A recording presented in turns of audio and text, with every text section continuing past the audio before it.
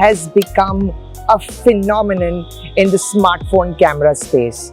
Its X series has taken the world by storm and is considered to be simply the best camera smartphone out there. Talking about the latest X100 Pro. But this trend has been going on for the last couple of years. Since 2021, when they launched the X60 series.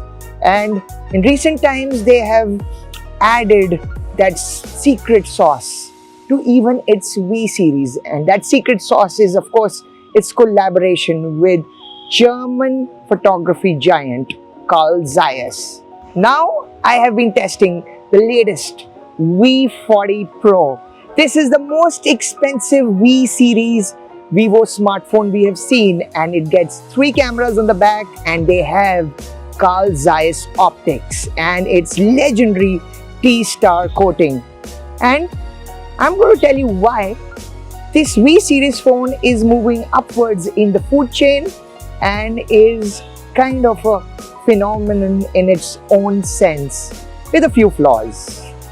The V series has always been about design, about elegance and about photography, and the V40 Pro certainly takes that legacy to heart and absolutely amps it up to another level. Here I have this really elegant looking Vivo V40 Pro in this Ganges blue finish. It looks really nice. It kind of has this wavy finish on the back. It's fully glossy.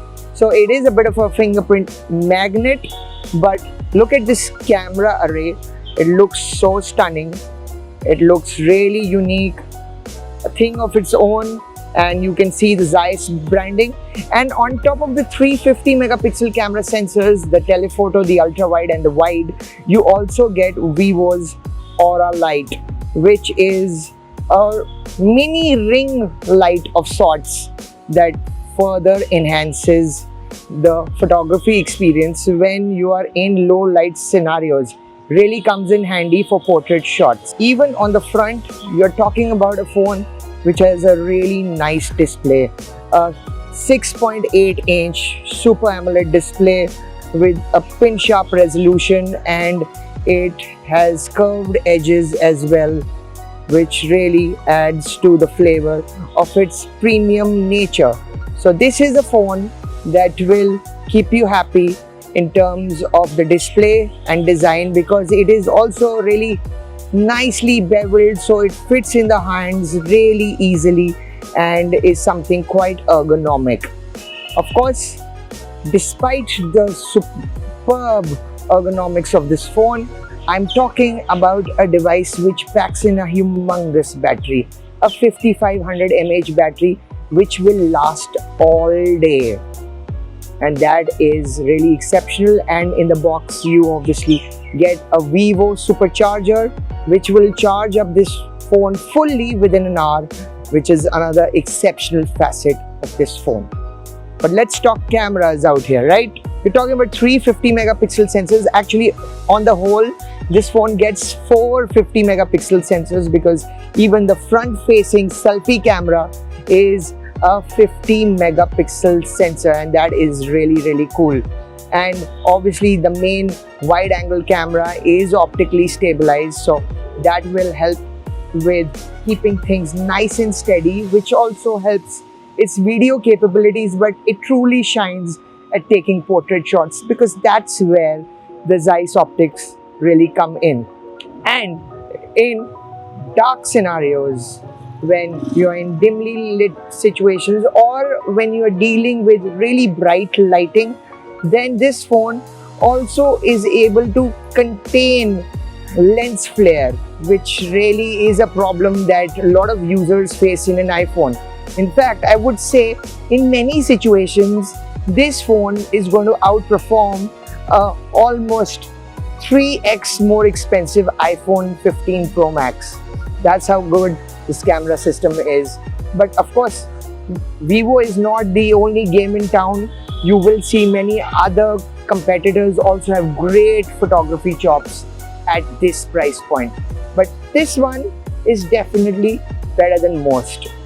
And the video capabilities also help, and general versatility, the 2x telephoto lens The ultra wide landscapes are really nice and vivid, details are restored, and you are also taking pretty decent videos while doing so. Now all of this is also possible because this phone packs in the MediaTek Dimensity 9200 Plus chipset. That chipset was found only a year or so in the flagship Vivo X90 Pro.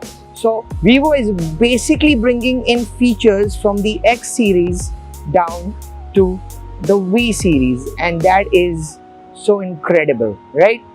And when I talk about performance, day-to-day usage on this phone is not going to be problematic at all. One area of weakness for Vivo's smartphones has always been software, and even though we are using the latest iteration of FunTouch OS out here, it looks kind of dated. Yes, they have adopted a Pixel-like motif out here, but this is also now looking like Pixel 4-5 years ago. Not really something that is very modern, not very minimalistic. It is pretty dated and not exactly very user-friendly also. Vivo has some bloatware also.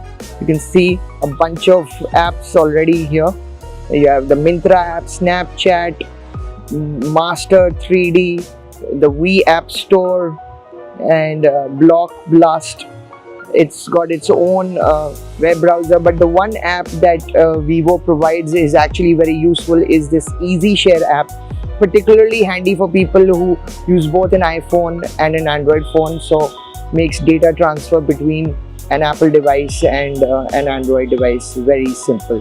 But that's the extent of it. You have the Vivo Cloud as well. Well, these are features that really most people are not really going to care for. The camera experience is always very impressive. Particularly, you get these Zeiss portrait modes, and you can choose them here. You can choose these shots. These modes can be chosen, so you can toggle between a couple of these modes, and that always does quite a bit of magic. But this is the highlight of the software. It's the camera app that you want. The rest of it you really don't want. But it is a very impressive camera app that Vivo provides. Another issue with these phones is because it is powered by MediaTek's Dimensity 9200 Plus chipset, it is not going to be the most efficient one. But that's where the 5500 mAh battery compensates, and it ensures really good battery longevity. Now, battery life is never going to be an issue with this phone, but yeah, if you are expecting 2-day battery life from this phone, that's not going to happen, and this phone does get warmed up quite a bit, especially when you're using it in New Delhi, which can get quite toasty even when it rains like right now. So overall, this is a phone that you would want to get if you are really focusing on photography. If you want the best software experience despite its powerful processor and really good specs, it's not going to be the most pleasurable phone to use. But another area where this phone really excels is its design. If you want something that looks really nice, is rather sleek, and also provides IP68 water and dust resistance, which this phone does, especially if you're going to use this phone in this weather. It's a multimedia powerhouse. That's no two ways about it. Overall, the V40 Pro, I do recommend this phone if you are into a great camera, if you want performance, you want a great looking phone, you want IP68 water and dust resistance. But if you're looking for the best quality software experience, then perhaps this is not the phone for you.